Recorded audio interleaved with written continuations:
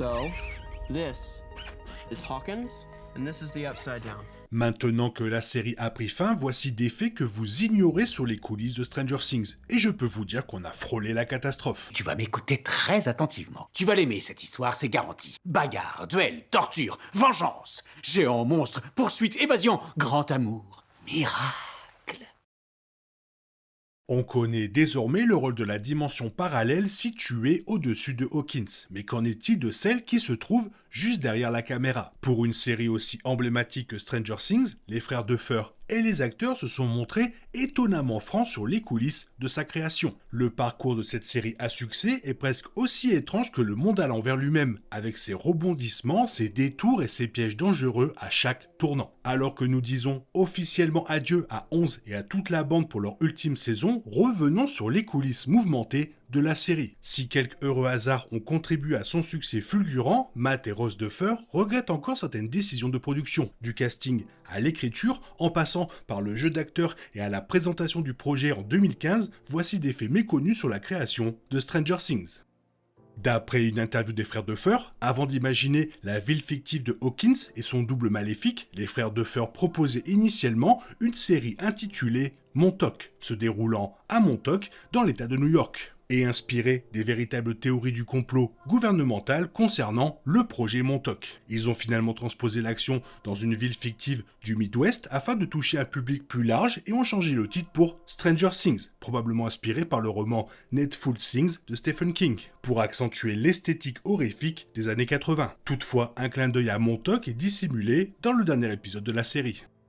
À notre connaissance, la série aurait fait l'objet de 2 plaintes au cours de ces 5 saisons, déposées par des cinéastes les accusant de plagiat. L'une d'elles alléguait que la série avait repris les concepts d'un scénario inédit intitulé Totem, mettant en scène une jeune fille dotée de pouvoirs. Toutefois, en 2023, Reuters a rapporté que l'affaire avait été classée sans suite, faute de preuves. Une plainte similaire, déposée par un autre cinéaste concernant The Montauk Project, s'est également soldée par le retrait du plaignant, qui a déclaré à Variety « Il m'apparaît désormais clairement que mon travail n'a rien à voir avec la création de Stranger Things ».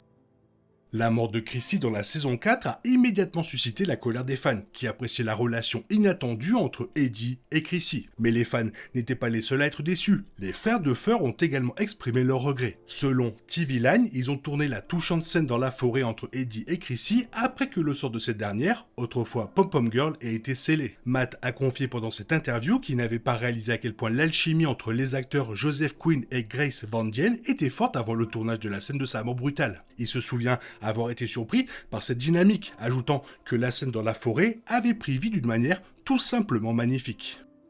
Avant que Maya Hawke ne rende le rôle de Robin iconique, Nicolas Coughlan, star de Bridgerton, était pressenti pour le rôle. Coughlan a révélé à BuzzFeed avoir auditionné et avoir failli décrocher le rôle, reconnaissant que Hawke était bien meilleur que je ne l'aurais jamais été. S'il est facile d'imaginer un univers Stranger Things avec l'humour pince sans rire de Coughlan appliqué au personnage de Robin, Hawke brille dans le rôle. Sans oublier que son interprétation apporte une alchimie platonique touchante avec Steve, essentielle à l'intrigue secondaire plus légère et adolescente de la série, ce qui n'était peut-être pas le cas pour Coughlan, principalement connu pour ses rôles romantiques.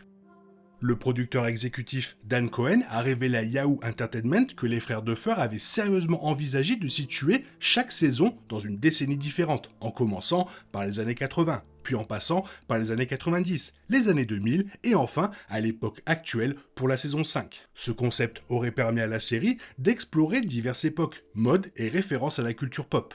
Finalement, l'idée a été abandonnée lorsque les frères Duffer ont réalisé que l'essence même de Stranger Things résidait dans les enfants et leur parcours. Sauter d'une décennie à l'autre aurait risqué de rompre le lien émotionnel qui unissait les spectateurs à la série. En conservant globalement la chronologie, la série a également préservé son esthétique cohérente et son charme nostalgique. Millie Bobby Brown a révélé dans l'émission Beyond Stranger Things que le désormais légendaire monde à l'envers ne s'appelait pas ainsi. Dans les premiers scénarios de la saison 1, cette dimension parallèle était appelée le néant, un nom à la connotation gothique, presque littéraire. Si le néant pouvait sembler intrigant sur le papier, le monde à l'envers lui confère une tonalité plus ludique, contrastant avec l'horreur et convenant parfaitement aux jeunes personnages confrontés à des démons dans cette allégorie initiatique. Ce changement est probablement aussi dû à sa facilité de mémorisation pour le public.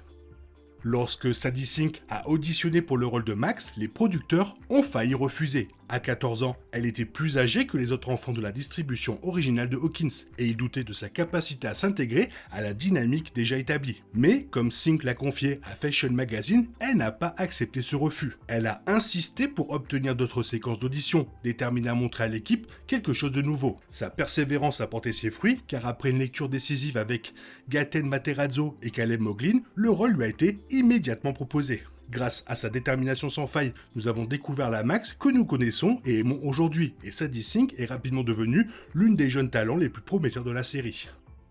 La transformation de Steve Harrington en un personnage adoré est presque entièrement due au charme naturel de Joe Kerry. Ross Duffer a confié à Variety que dans le scénario original du pilote, Steve était le plus gros crétin de la planète, avec des moments qui l'auraient rendu totalement antipathique aux yeux des téléspectateurs. Il y avait même une scène agressive avec Nancy, comme Kerry l'a révélé plus tard à GQ. Selon Ross, c'est le charisme de Kerry qui les a poussés à repenser le personnage, faisant de Steve quelqu'un qui pouvait au moins être racheté, même s'il ne devenait pas un véritable chouchou du public. L'énergie communicative et l'improvisation de l'acteur ont influencé non seulement les dialogues, mais aussi l'évolution de Steve, notamment avec sa relation avec Dustin.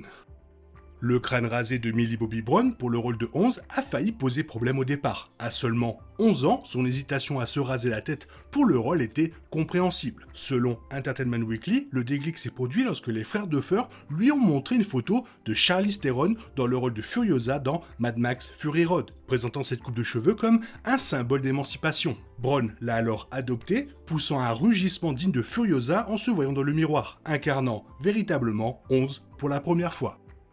Avant que Netflix ne donne son feu vert à Stranger Things, les frères Duffer ont essuyé une série de refus, entre 15 et 20 selon Rolling Stone. Les dirigeants des studios étaient apparemment sceptiques quant à la distribution multigénérationnelle de l'histoire et à son mélange de genres. Horreur, science-fiction et drame pour jeunes adultes, craignant, selon eux, de ne pas trouver leur public. Ils ont suggéré de remanier la série, soit en la transformant en un programme pour enfants, soit en une enquête policière pour adultes centrée sur Hopper.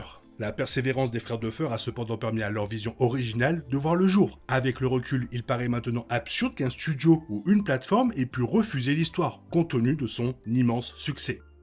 Les personnages préférés des fans, 11 et Steve, étaient initialement destinés à des destins très différents lors de la première saison de la série. Ross Duffer a révélé dans Stranger Things Worlds Turn Upside Down que 11 était censé faire l'ultime sacrifice pour sauver Hawkins. Parallèlement, Steve devait rester un antagoniste odieux et unidimensionnel, dont la survie était probablement éphémère. Ce sont finalement les acteurs qui ont inspiré les trajectoires alternatives des personnages. L'énergie de Millie Bobby Brown et le charme de Joe Kerry ont changé le cours de l'histoire et convaincu les frères Duffer de préserver leur vie. 11 est devenu le pilier émotionnel et la protagoniste principale de la série, tandis que Steve a eu l'opportunité d'évoluer. Cet échec de justesse témoigne également de l'intuition et de l'adaptabilité exceptionnelle des frères Duffer, qualités qui sont à la base du succès phénoménal de Stranger Things.